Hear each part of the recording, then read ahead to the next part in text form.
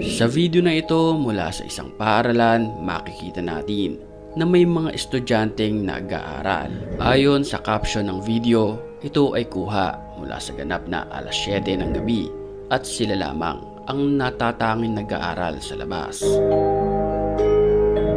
Ayon mismo sa nag-upload, hindi niya alam na mangyayari ang mga bagay na iyon. Ang gusto niya lang ay i-post ang kanyang story sa Facebook. Pero nang siya'y makauwi sa bahay, nireview niya ang kanyang video. And then, ito ang nagpatayo ng kanyang mga balahibo.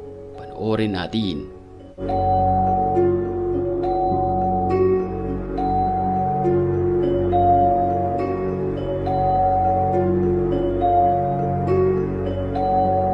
Pagbaling ng kamera papuntang kaliwa, sa dulo mapapansin na para bang may dalawang naghahabulan ng mga bata.